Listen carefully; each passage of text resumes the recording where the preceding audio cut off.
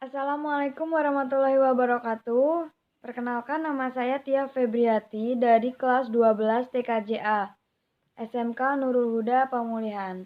Di sini saya akan menjelaskan tentang pengertian Windows, fungsi, kelebihan, dan kekurangannya.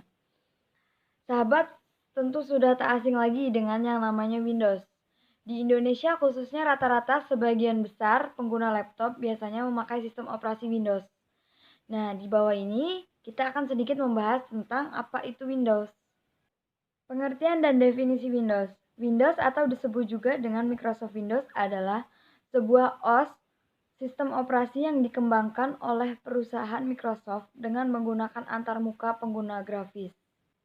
Pengertian sistem operasi sendiri yaitu suatu perangkat lunak yang mengatur sumber daya dari perangkat keras dan perangkat lunak.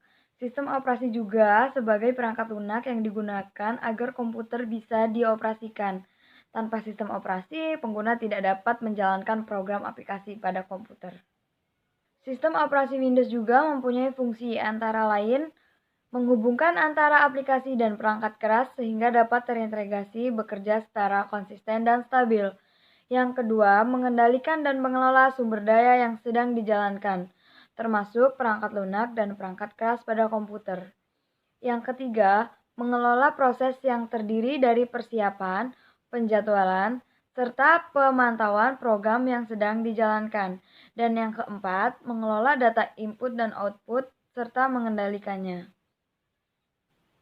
Windows pertama kali diperkenalkan pada 10 November 1983 yang berbasis modus teks dan command line dan masih menggunakan MS-DOS. Dibuat untuk memenuhi kebutuhan komputer dengan tampilan bergambar, Windows pada waktu itu merupakan perangkat lunak 16 bit tambahan, bukan merupakan sistem operasi, sehingga ia tidak dapat berjalan tanpa adanya sistem operasi DOS. Windows juga mempunyai kelebihan dan kekurangannya. Kelebihan sistem operasi Windows yaitu 1.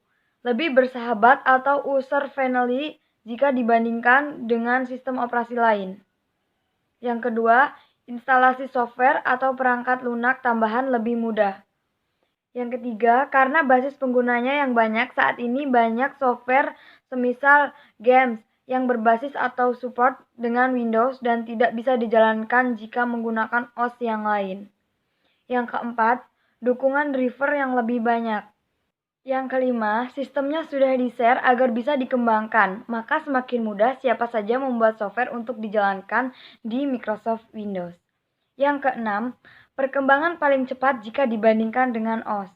Yang ketujuh, banyak GPL dan freeware ditawarkan untuk secara gratis untuk Windows.